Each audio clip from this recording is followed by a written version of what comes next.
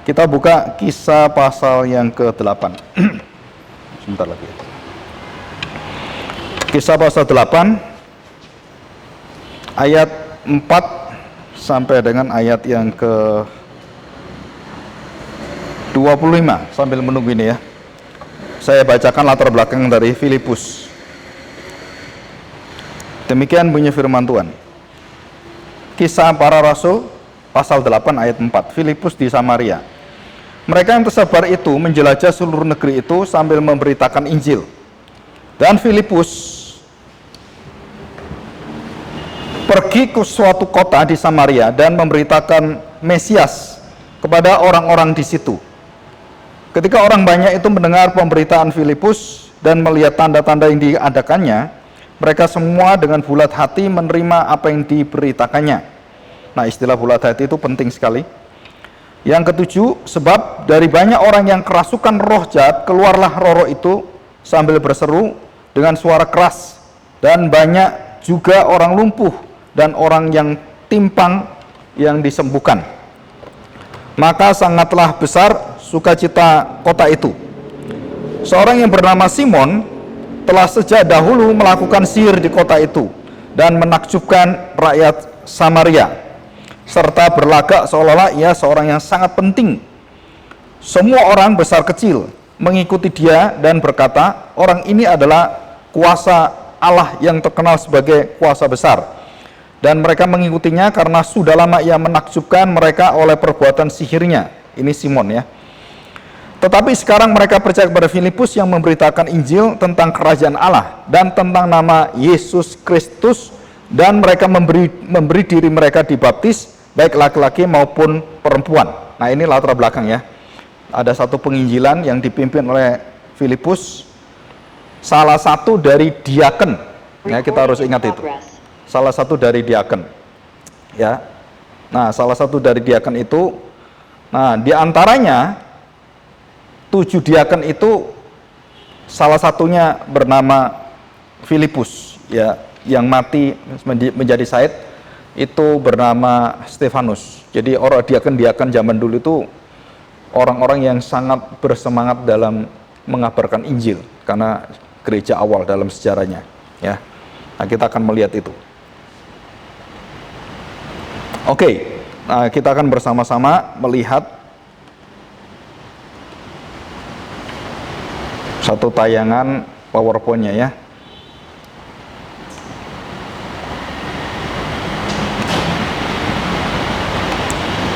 Nah, Injil Yesus Kristus dan kisah karya Roh Kudus dalam pengutusan para rasul.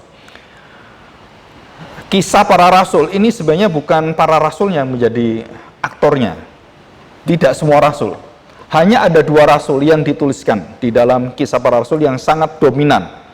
Yang pertama adalah Petrus dan yang kedua adalah Paulus. Dan ini yang dominan ya. Hanya dua yang dominan. Jadi Petrus dan Paulus. Kenapa 2 ini dominan? Karena 2 ini mewakili penginjilan di dalam dan penginjilan yang keluar. Di dalam itu artinya penginjilan kepada bangsa Israel dan penginjilan kepada bangsa-bangsa yang bukan Israel. Nah, kita masih ingat ada pemilihan rasul yang baru menggantikan Yudas yang berkhianat. Dan siapa namanya menggantikan? Kita tahu diundi ya. Dengan cara diundi, dibicarakan, dan secara kriteria sudah ada semuanya, sudah benar dan sudah masuk dalam kualitas yang sebagai rasul. Dan para rasul itu kemudian memutuskan, dan ada 2 orang diputuskan. 2 orang itu kemudian mereka tidak bisa memutuskan sama-sama gitu. Oh, sama-sama rajinnya, sama-sama sudah bersama dengan Tuhan Yesus, menjadi murid Tuhan Yesus, dan mereka tidak mampu untuk menentukan siapa sebenarnya. Nah, mereka kemudian membuang undi. Jadi undi itu nggak selalu dosa, saudara. Ya, jadi kalau saudara dalam kesulitan gitu ya, terus kemudian saudara harus, ya gimana, bener ini atau ini ya. Nah, kita juga ada 2 pilihan itu, kita caranya gimana gitu. Nah, orang zaman dulu mengundi. Ya, A atau B, B atau A. Nah, itu masih ingat Yunus juga diundi. Ya, masih ingat ya. Dan diundi berapa kali tetap aja Yunus. Mau 3 kali ya Yunus lagi gitu. Nah, setelah diundi Matias yang dipilih. Nah, saudara perhatikan, itu adalah rasul yang menggantikan Yudas adalah Matias secara manusiawi. Secara cara manusia, dan Tuhan tidak melarang Matias menggantikan Yudas. Karena memang tidak ada larangannya. Tetapi Tuhan sudah memilih rasul yang sudah direncanakan dia dan yang menggantikan Yudas.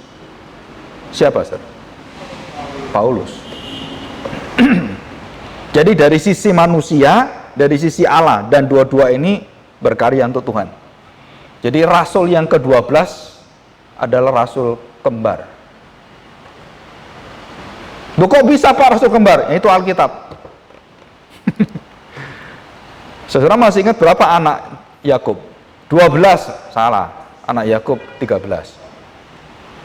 Satunya perempuan, namanya Dina. Ya kan? Jadi kalau dilihat dari sejarah latar belakang, nggak masalah. Kenapa nggak masalah? Karena anak Yakub 13, bukan 12. Jadi kalau ketambah satu Rasul Paulus, oke-oke saja gitu. Nah, saudara, banyak orang mengatakan bahwa Rasul Paulus lah yang dikatakan yang berkedudukan untuk mengganti 12 rasul di surga, bukan Matias. Dan saya percaya itu betul.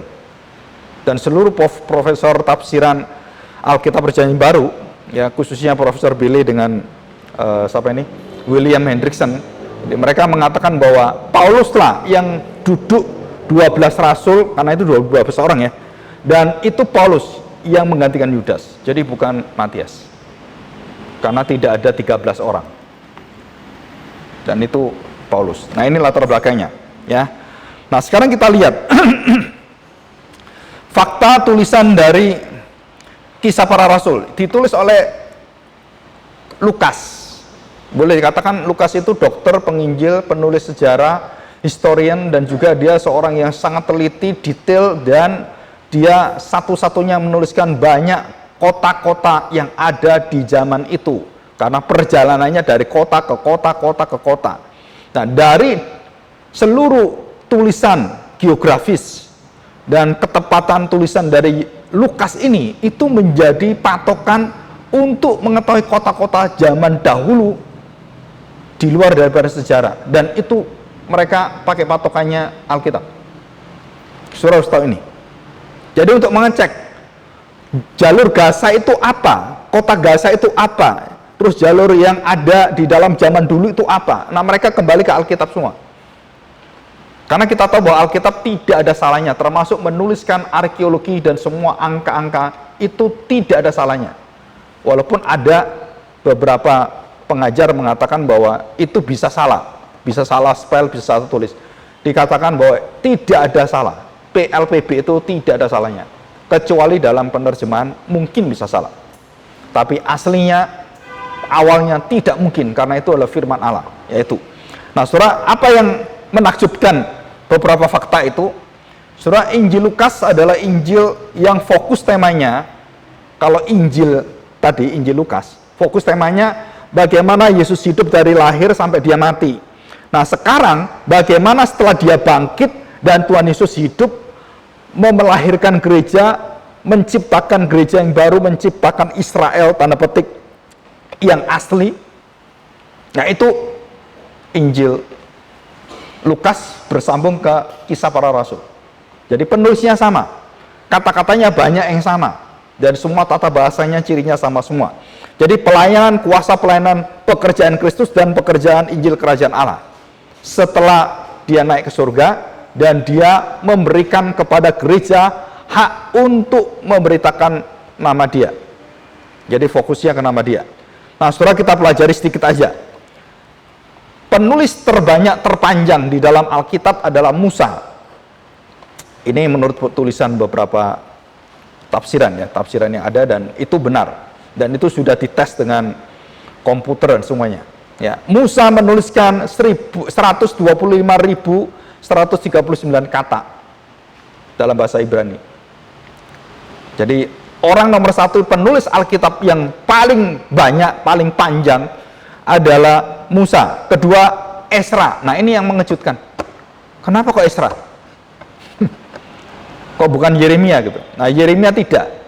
Yeremia itu keempat, ya, 35.000, Esra 43.000 kata, Lukas 37.932 atau sekitar dibulatkan 38.000. Jadi Lukas nomor 3. Hampir 27%, hampir 30% Perjanjian Baru itu tulisan Lukas. Ya. Dan yang kedua itu baru Rasul Paulus. Ya, 32.000 kata. Nah, kenapa ini saya beritahukan? Karena saudara, ini fakta. Orang-orang yang akan mempengaruhi banyak tulisan-tulisan dalam Alkitab itu 5 orang ini. Musa, Esra, Lukas, Yeremia, Paulus. Yang mayor mereka tulis semua. Dan kalau kita sebut ini adalah orang kunci. Tapi kita jarang belajar Esra dan Yeremia. Yang terbanyak adalah Yesaya yang kita pelajari. Karena banyak nubuatan-nubuatan Tuhan Yesus di kitab Yesaya, ya. Tetapi tulisan yang paling banyak itu adalah Musa, Esra, Lukas, Yeremia, dan Paulus. Dan juga nama-nama kota yang detail ada semua di situ. Bukan hanya nama kota, saudara. Perjalanan detail dari Rasul Paulus, perjalanan pertama, kedua, ketiga, itu detail ada semua. Dan bahkan ada yang menghitung milnya, kilometernya. 3 perjalanan Paulus. Yang pertama, dari pasal 13 itu sampai pasal 14, itu 1.200 mil. Bayangkan saudara, Rasul Paulus itu banyak jalan. Banyak jalan. Terus perjalanan kedua 2.700 mil. Itu jalan loh. Banyak jalannya. Nggak naik pesawat terbang.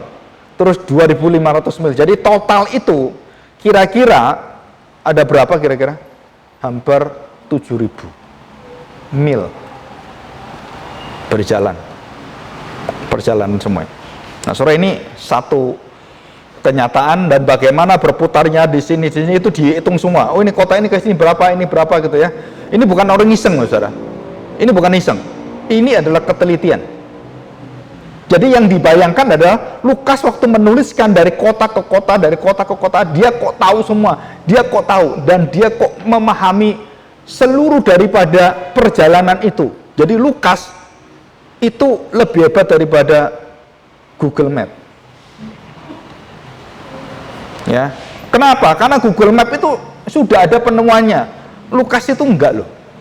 Jadi dia termasuk orang yang mempunyai, mungkin otaknya itu diberi satu kekhususan oleh Tuhan sehingga dia bisa tahu enggak salah arahnya gitu loh. Ini ke timur, ke selatan, itu bener, nggak ada salahnya semua. Dan banyak kitab yang lain bukan Kristen itu gak karu-karuan, saudara. Tempatnya salah, terus tanggalnya salah, zamannya salah, orangnya salah, dan itu salah semua. Dan ada orang meneliti, ya waktu itu yang meneliti perbandingan kitab-kitab suci yang ada, diperbandingkan. Mereka mengatakan satu kalimat. Ini orang ateis dan akhirnya jadi orang Kristen. Dia seorang arkeolog.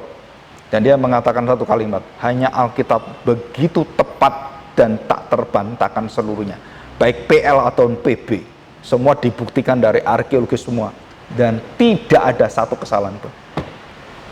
Semua kitab yang lain dibuktikan, ini nggak cocok, ini salah, oh nama keturunan apa, dan hanya Alkitab yang tepat. Oke, nah kita akan belajar. Kisah Para Rasul ini sebenarnya pusat beritanya dan kekuatan pelayanan gereja itu apa sebenarnya? Nah, saudara, kita sudah mengingat bahwa fondasi gereja adalah Kristus dan kepala gereja ada Kristus dan gereja dibangun dalam tubuh Kristus. Jadi semuanya itu Kristus. Jadi apa yang dilakukan para rasul ini ujung-ujungnya adalah memegahkan dan menghadirkan Kristus yang menguasai seluruh bangsa dan segala sesuatu yang ada dari pemerintahan sampai dunia yang terlihat dan tak terlihat. Jadi saudara-saudara jangan takut sebenarnya menjadi orang Kristen. Apalagi saudara khawatir dengan hal kecil. Itu sebenarnya kita harus belajar kepada Tuhan. Oke, ayat 26. Kisah 8 ayat 26. Nah, saudara, ini ada beberapa memberitakan Injil Yesus Kristus, itu ada pemberitaan Injil ya. Itu dicatat sekitar ada 8 tentang pemberitaan Injil. Jadi kisah 5, kisah 8, 11, 14, 15, 16, 17, 20, 21. Nah, saya tidak bahas satu persatu. Saya bahas yang kisah 8. Ya, ayat yang ke-26. Sida-sida dari tanah Ethiopia. Kemudian berkatalah seorang malaikat Tuhan kepada Filipus, katanya, bangunlah dan berangkatlah ke sebelah selatan. Ya, ke sebelah selatan. Nah, perhatikan saudara. Selatan pun itu ditulis oleh Lukas, saudara. Kalau yang lain nggak, arah-arahnya nggak ditulis, tapi khususnya Lukas ini menuliskan detail. Menurut jalan yang turun. Nah, yang turun dari Yerusalem ke Gaza, jalan itu jalan yang sunyi. Setelah itu jalan yang berbatu-batu dan jalan yang kering kerontang dan padang gurun. Saya mengabarkan Injil ke kota-kota, banyak orangnya. Betul kan? Wah, inilah penginjilan. Nah, saya berada di sini penginjilan. Malaikat Tuhan beritahu Filipus, Filipus, kamu jangan ke sana. Kamu ke padang gurun. Di perjalanan, saya katakan sebelah selatan, jalan turun dari Yerusalem ke Gaza. Dan dia disuruh ke Gaza, bukan ke Yerusalem. Nah, kita tadi lihat Filipus menuju Yerusalem. Dan Roh Kudus mengatakan balik ke jalurnya Gaza. Dan kita lihat bagaimana kisah Roh Kudus sebenarnya, bukan kisah para rasul. Betul ya? Kan ini kisahnya Roh Kudus memimpin gereja para rasul, Filipus semua dipimpin. Dan banyak yang salah. Dan akhirnya dikembalikan oleh Roh Kudus, termasuk Paulus. Paulus bisa salah, penginjilan, arahnya bisa salah, juga tujuannya bisa salah. Tapi Roh Kudus akhirnya kembalikan. Nah, saudara perhatikan. Jadi bangunlah dan berangkatlah ke sebelah selatan menurut jalan yang turun dari Yerusalem ke Gaza. Jalan itu jalan yang sunyi.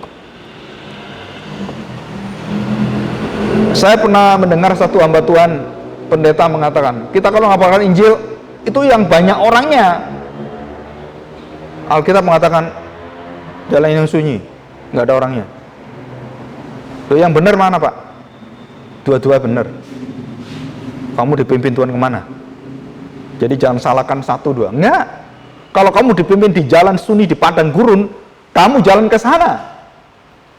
Keluarlah kamu dari perbudakan. Keluar kemana? Padang gurun. Nggak mau. Nggak ada yang adanya padang gurun. Nggak ada jalan lain. Bukan masalah padang gurunnya, masalahnya adalah kamu bersama siapa? Betul ya? Orang-orang zaman sekarang ini selalu kalau berpacaran itu mau megah-megahan. Kalau zaman dulu pacaran itu asal bersama kamu, makan apapun saya mau. Gitu kan? Zaman sekarang nggak bisa. Kita harus tempatnya di mana? Baru kita gengsinya itu gede. Itu zaman sekarang, zaman dulu beda. Maka iri zaman dulu kalau pacaran. Ya. Ya sekarang harusnya lebih kayak dulu harusnya gitu ya. Sekarang ini flexingnya banyak. Ya. Cara-cara gembar-gembor gitu banyak sekali. Oke, 27. Lalu berangkatlah Filipus adalah seorang Ethiopia, seorang sida-sida pembesar, pejabat besar. Setipe, selevel dengan Perdana Menteri. Dan dia juga dikatakan jabatannya jabatan Ibu Sri Mulyani. Ya, kenapa? Ini kita baca nanti ya. Seorang sida-sida pembesar dan kepala perbendaraan Sri Kandake, ratu. Sri itu ratu, saudara. Sri rezeki. Ratu dari Ethiopia, dari selatan. Dan ini berhubungan dengan Ratu Sheba. Dan kita masih ingat, Salomo didatangi Ratu Sheba. Dan ratu itu kembali ke tanahnya dan kagum dengan Salomo. Dan kagum bukan hanya dengan Salomo, dengan Yahweh. Dan termasuk orang Majus dari tanah ini. Semua berkaitan semua. Dan itulah keajaibannya penginjilan. Jangan kamu sok berkata, wah ini saya bisa ngabarkan Injil di sini. Oh Tuhan sudah siapkan ribuan tahun sebelum kamu datang, sudah ada penginjil ke sana. Jangan sok kamu. Orang Majus datang mencari Tuhan Yesus. Sebelumnya sudah ada itu Ratu Sheba yang mengenal Salomo, yang mendengar berita Mesias dari Salomo. Ditanam dalam hatinya, diberitakan di sana. Benih-benihnya ada semua. Cuman kita aja nggak tahu. Atau mungkin ya kurang pengetahuan juga. Jadi seluruh apa yang di Alkitab itu Tuhan bekerja dengan luar biasa, kita nggak tahu, saudara. Ya, keajaibannya luar biasa. Dan ini tanah Samaria. Nah, perhatikan, pembesaran kepala berbendera Sri Kandake, ratu negeri Ethiopia yang pergi ke Yerusalem untuk beribadah. Jadi dia sudah, perhatikan, ini sebentar saya carinya ini. Jadi Sida-Sida ini adalah seorang pemeluk agama Yahudi, dan dia bukan orang Yahudi, tapi dia orang-orang Yahudi yang tersebar. Dan mungkin dia kawin dengan orang Yahudi, kita nggak tahu. Campur. Tapi dia jelas dikatakan ke Yerusalem untuk beribadah. Ke Yerusalem untuk beribadah. Biasanya tahun-tahun kayak kita kan ibadah haji gitu kan. Nah, baru ke Yerusalem, ke Mekah gitu kan. Nah, ini sama. Ke Yerusalem. Jadi dia adalah seorang Afrika, rambutnya keriting, kulitnya hitam, ya kan? Bukan orang Israel, tapi percaya Yahweh. Nah, saudara, ini benih sama. Dan ini benih dari siapa? Dari Adam yang sudah dijanjikan kepada Abraham dan akhirnya terbuka untuk semua bangsa. Jadi bukan hanya setelah Tuhan Yesus baru untuk segala bangsa. Bukan hanya itu. Sudah ada janji-janji Tuhan. Saudara masih ingat bangsa Israel yang diusir dan kemudian dia keluar dari perbudakan? Itu banyak yang bersama dengan bangsa Israel itu orang-orang Mesir dan dari bangsa-bangsa lain. Campur bersama dengan mereka. Asal kamu disunat, kamu menyembah Allah saya, kamu menjadi bangsa dengan saya. Dan kemudian berketurunan, punya anak, diakui sebagai bangsa Israel. Bisa ngerti, saudara? Jadi dalam bangsa Israel sendiri pun itu sudah ada beberapa yang sudah tercampur di sana dan boleh masuk dalam keturunan Israel dan beragama serta beriman di dalam Yahweh dan ditebus, disunat. Nah, kamu jadi Israel. Bukan karena daging, tapi karena diterima secara ritual. Dan itu ada. Ya. Dan 2 kali suara dari surga kemudian memimpin Filipus. Suara yang pertama, malaikat, dikatakan ya, malaikat Tuhan. Dan suara kedua, ayat 28. Ya, saya bacakan. Dan 29. Sekarang orang itu sedang dalam perjalanan pulang dan duduk dalam keretanya sambil membaca kitab Nabi Yesaya. 29. Lalu kata roh kepada Filipus, pergilah ke situ dan dekatilah kereta itu. Pekerjaan malaikat Tuhan dan pekerjaan roh Allah itu bedanya apa? Malaikat Tuhan memimpin Filipus menuju kepada tempat di mana Tuhan inginkan, itulah perjalanan misinya. Tetapi secara tepat Roh Kudus memimpin kepada orang dan beritanya apa yang disampaikan, itu Roh Kudus, bukan malaikat. Dan itu bedanya. Jadi malaikat lebih arah kepada perjalanannya dan bagaimana dia harus ke sana, dan itu malaikat. Tapi isi beritanya dan bagaimana ketemu orangnya dan bagaimana ditentukan secara pribadi, secara khusus, nah itu Roh Kudus. Jadi penginjilan itu ada 2 macam. Penginjilan yang di bawah pengetahuan kita dengan suara malaikat, di mana kita berada di tempat ini, dan penginjilan secara khusus pribadi, lepas pribadi, itu Roh Allah. Dan saudara-saudara harus berdoa minta Roh Allah supaya saudara diberi kemampuan melihat orang per orang siapa yang kamu injili. Tapi kita nggak pernah doa seperti itu. Jadi secara tepat Roh Kudus membawa orang itu datang kepada kamu, tiba-tiba datang dan kemudian pergi dan setelah itu nggak ada kabarnya. Cuman sekali aja seumur hidupmu. Dan saya berkali-kali ketemu orang seperti itu. Saya nggak tahu benihnya itu tumbuh nggak. Yang saya tahu firman Tuhan tidak pernah gagal. Saya pernah ketemu orang mana ini, Denmark, ya, masih muda. Wah, cita-citanya luar biasa. Ketemu orang Perancis yang kemudian membangun tenaga uap, tenaga apa ini, gunung ini supaya jadi listrik. Jadi saudara, api gunung itu bisa jadi listrik, dan itu Jepang pakai itu semua. Jadi bisa gratis kita, ya kan? Semakin banyak gunung Indonesia, listriknya semakin banyak. Dan sudah jadi tiga, tapi nggak pernah dipakai katanya. Dia sampai heran. Aneh nih pemerintah Indonesia, sudah jadi nggak dipakai. Kalau kepake, PLN nggak laku. Saya nggak tahu, katanya dia heran dia. Terus bangun segitu tuh untuk apa katanya? Nah, dia cuma tugas aja, cuma heran kenapa nggak dipakai. Dia datang tahun kemudian, loh kok masih nggak dipakai? Nah, itu urusannya dengan kebijakan di dalam negeri, ya.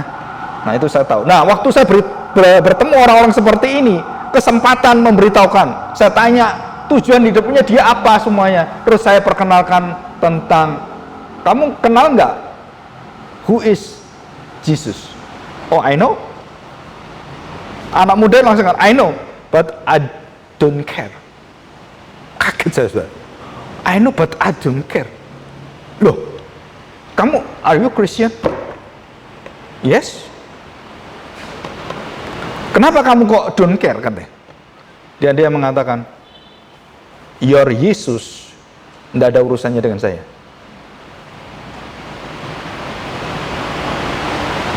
Saudara, secara fisikal betul, saudara. Kalimat itu betul kan?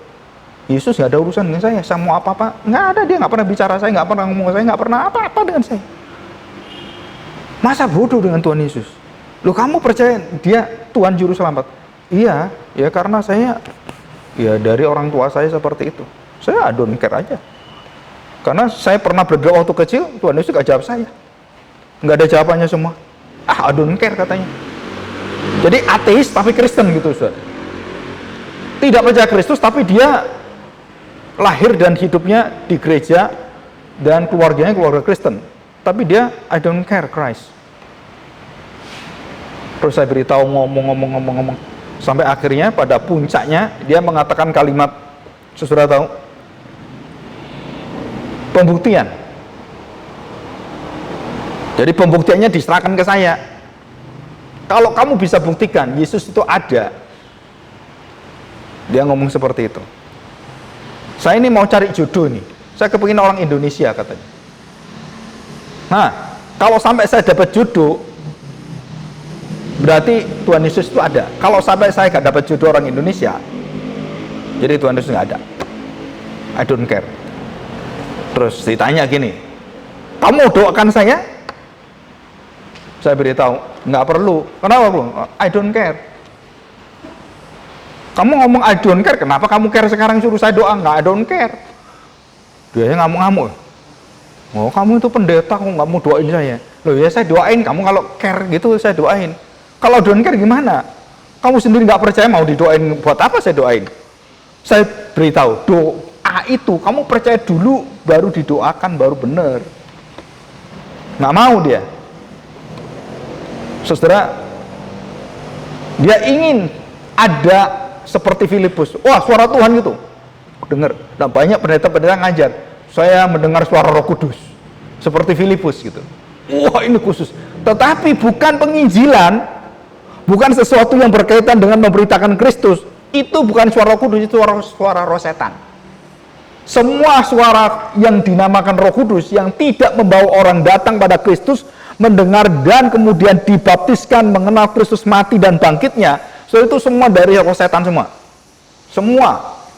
Jadi kalau ada pendeta, penginjil ketemu Roh Kudus dan ngomong Roh Kudus dan tidak memberitakan Kristus dan tidak menyampaikan dan membawa orang pada Kristus menyembah dia, itu semua berita bukan dari Roh Kudus, itu roh setan semua. Dan itu harus diuji semua. Ya, jadi bedanya di situ. Oke ya, jadi tahu bedanya.